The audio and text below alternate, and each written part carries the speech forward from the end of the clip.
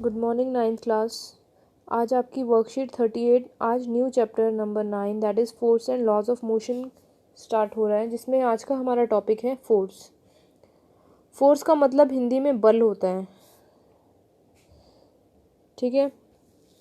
और फोर्स का मतलब है कि हम किसी चीज़ की पोजीशन को चेंज कर रहे हैं। अगर कोई चीज़ रेस्ट पर है तो हम उसको मूव करा रहे हैं, और अगर वो मूव कर रही है तो उसे स्टॉप कराते हैं। तो इसमें हमको क्या चाहिए, हमें फोर्स यानी कि बल की आवश्यकता होती है।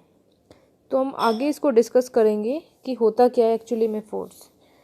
जिज्ञासा दीदी, I have observe that whenever I push और pull a toy it starts moving. So Gyan is saying, ज्ञान बोल रहा है कि अपनी जिज्ञासा दीदी से कि जब भी मैं कोई पुश या पुल करता हूँ, किसी चीज़ को अपनी तरफ खींचता हूँ या बाहर धक्का देता हूँ, that means push and pull, तो वो मूव करने लगती है। Do we always need to apply force to make anything move? तो वो कह रहा है कि क्या हमेशा हमें फोर्स अप्लाई करना पड़ेगा अगर हमें किसी चीज़ को मूव करना है तो?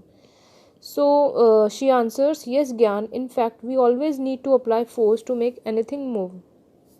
तो वो कहती है कि ये तो ऑब्वियस सी बात है कि जब हमें फोर्स लगाते हैं तभी कोई चीज़ मूव करती है, ये बात तो श्योर है, या स्टॉप करती है या फिर अपनी पोजीशन या डायरेक्शन को चेंज करती है ऑब्जेक्ट को। आप सभी को पता है फोर्स लगाने से शेप चेंज होती है, डायरेक्शन चेंज होती है ऑब्जेक्ट की, उसकी स्पीड भी मॉनिटर होती है, स्पीड कम या ज़्यादा होती है। तो बहुत सारे फैक्टर्स हैं जो फोर्स पर डिपेंड करते हैं। Like to change the shape of the rubber band, rubber band की शेप चेंज करोगे, जब उसको खींचोगे या कंप्रेस करोगे तब उसकी शेप चेंज हो जाएगी। इसी प्रकार से नीड द डो बनाने के लिए जब आप आटा गूंथते हैं तो आटा पहले तो प्लेन होता है एकदम पाउडर फॉर्म में, उसमें पानी डालने के बाद उसको हम डो की फॉर्म में कन्वर्ट करते हैं। इसी प्रकार से पुश और ट्रॉली को पुश कर रहे हैं, ठीक है। उसके बाद stop a moving car by applying brake, हम अब किसी कार पर ब्रेक लगा रहे हैं उसे स्टॉप करने के लिए, तो उस टाइम पर भी तो ब्रेक लगाने में फोर्स लगता है, ठीक है। But many times even on applying force the object does not move at all. ऐसे एग्जाम्पल भी हैं जहाँ पर हम फोर्स तो लगा रहे हैं पर कोई ऑब्जेक्ट मूव नहीं कर रहा। जैसे कोई हैवी टेबल या फिर कोई वॉल पर आप फोर्स लगा रहे हैं तो क्या वो मूव कर रही है? नहीं कर रही है, ठीक है। If two person push a heavy table object from opposite side or two team pull the rope with equal force in a tug of war, we find that the table or rope does not move. अगर कोई इंसान opposite sides में किसी चीज़ को push कर रहे हैं या ऑपोजिट साइड में टग ऑफ वॉर करते हैं तो आपने देखा होगा टग ऑफ वॉर में भी एक तरफ नहीं जाता, वो इक्वल फोर्स लग रहा है अगर, तो वो चीज़ मूव नहीं करेगी। इसका मतलब है अगर इस साइड से भी 50 न्यूटन का फोर्स लग रहा है लेफ़्ट साइड से और राइट साइड से भी 50 न्यूटन का फोर्स लग रहा है, तो इसका मतलब वो बॉडी या जो भी वो ऑब्जेक्ट है वो मूव नहीं कर रहा है, वो स्टेबल पोजीशन पर है, ठीक है बेटा। सिंपल सी बात है कि दोनों साइड से अगर हम फोर्स लगाएंगे तो उसका फोर्स जो होगा वो तो नेगेटिव माइनस में एक पॉजिटिव में चला जाएगा, तो दोनों इक्वल होंगे। Equal and opposite force makes zero, ठीक है। अगर मैं बोलूँ प्लस का 5 एंड माइनस का 5 दैट वुड बी ज़ीरो। सो इसी टाइप से जो भी फोर्स दोनों ऑपोजिट डायरेक्शन में और सेम मैग्नीट्यूड का लगता है, सेम क्वांटिटी सेम नंबर का लगता है, तो उसको ज़ीरो काउंट करते हैं, क्योंकि वो एक्चुअली में फोर्स जो हो गया वो नलिफाई हो गया, नल बन गया। अब आते हैं,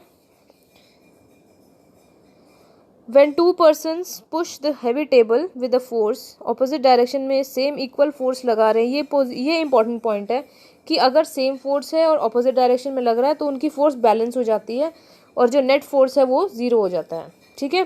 देयरफॉर द टेबल और rope does not move at all, इसीलिए टेबल या रोप मूव नहीं कर रही है।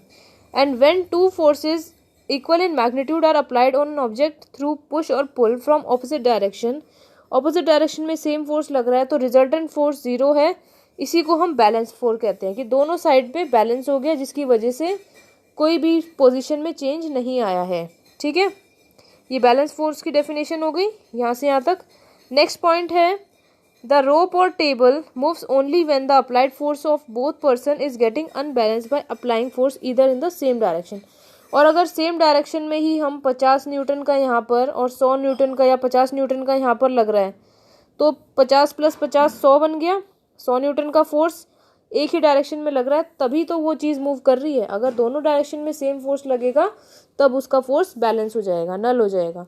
तो ऐसे फोर्सेस जो एक ही डायरेक्शन में लग रहे हैं और इक्वल भी हो सकते हैं, अनइक्वल भी फोर्सेस हो सकते हैं, तो ऐसे फोर्सेस को हम अनबैलेंस फोर्सेस कहते हैं कि उन पर बैलेंस नहीं है। ठीक है, अब हम बात करते हैं फोर्स की कि फोर्स क्या क्या चीज़ें हम इस पर बात करेंगे।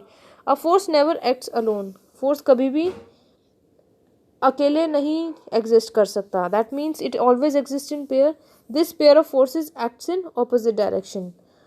सो अगर कोई मस्कुलर फोर्स लग रहा है तो साथ में ग्रेविटेशनल फोर्स भी तो लग रहा है। फोर्स पेयर्स में ही होता है हमेशा, उस कभी सिंगल नहीं होते हैं। Whenever one of the force is greater than the other, there is motion। और जब भी कोई फोर्स ज़्यादा होता है तो मोशन में होता है, अगर इक्वल होगा तो that would not be in motion. आपको अभी भी एक एग्जांपल बताया। सेकंड पॉइंट देखिए, frictional force acts in opposite direction of motion. Friction force आपको पता है ऑपोजिट डायरेक्शन में एक्ट करते हैं। अगर मैंने किसी चीज़ को मूव करा है राइट साइड में तो फ्रिक्शनल फोर्स लेफ्ट साइड में लगता है, क्योंकि वो ओपोजिंग फोर्स होता है, ओपोज करता है किसी के भी मोशन को। इसीलिए हम कहते हैं frictional force are opposite in direction of motion। okay, third point, to move an object the applied force must unbalance its frictional force। frictional force से तो ज़्यादा होना चाहिए, नहीं तो वो चीज़ मूव नहीं करेगी, फ्रिक्शन उसको मूव करने नहीं देगा। इसीलिए जो फोर्स होगा that should be greater than the frictional force. This is truth, this is the true thing. Next, to accelerate the motion of an object an unbalance force is required. किसी भी चीज़ को accelerate करने के लिए unbalance force की आवश्यकता होगी, otherwise body move ही नहीं करेगी। Next point, last, an unbalance force acting on an object bring it in motion. हमने बताया अभी मोशन में तभी आएगा जब कोई अनबैलेंस फोर्स एक्ट करेगा। Now let us answer these question, check yourself. First question, what effect can be produced by force? Give example। there are many effect, direction change, shape change, speed change, anything is in state of rest can be in motion, और कोई चीज़ जो rest में है वो motion में आती है। तो ये सब आपके लिखना है इसमें। Question 2, what is the direction of frictional force? Direction of frictional force क्या है? Opposite to the direction of motion. ठीक है, opposite to direction of motion, motion की डायरेक्शन से ऑपोजिट डायरेक्शन में होता है। Next question 3, is it really necessary to apply force to make a body move? Think and write your answer. Yes, it is required. अगर हम force नहीं apply करेंगे तो हमारी बॉडी मूव नहीं करेगी या वो रेस्ट पर नहीं आएगी। You have to write about your views. What do you think? You have to write. Question 4, a ball rolled down on a floor and another on the carpet at the same time, which ball comes to rest first? give reason।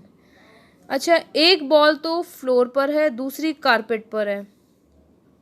Which ball comes to rest first? कौन सी ball जो है वो जल्दी रुक जाएगी, और उसका रीज़न बताना है। आप बताइए सोच के। अगर एक चीज़ फ्लोर पर है, दूसरी कारपेट पर है, फ्रिक्शनल फोर्स कारपेट पर ज़्यादा होगा एज कंपेयर टू फ्लोर। ठीक है, फ्लोर पर जल्दी से कोई चीज़ जो होगी वो जल्दी से रन करेगी, तो इसीलिए जल्दी से जो रेस्ट पर आएगी वो कारपेट पर आएगी, बिकॉज इसका फ्रिक्शनल फोर्स ज़्यादा है। ठीक है, अब आपको इसके बारे में बताना है, इसको एक्सप्लेन करना है कि why. So according to your understanding, और जो आपको समझ में आता है इसके बारे में आपको इसके व्यूज़ देने हैं। Next question number 5, in the given picture what does 2 arrows A and B represent with reference to force? A और बी क्या रिप्रेजेंट कर रहे हैं? ए रिप्रेजेंट कर रहा है कि डायरेक्शन ऑफ मोशन क्या है, फोर्स जिसमें लग रहा है, और बी रिप्रेजेंट कर रहा है फ्रिक्शनल फोर्स जो अपोज कर रहा है इस मोशन को। ठीक है, ये बताना है आपको। जल्दी से वर्कशीट कीजिए और कोई डाउट है वो पूछिए ग्रुप में। Thank you.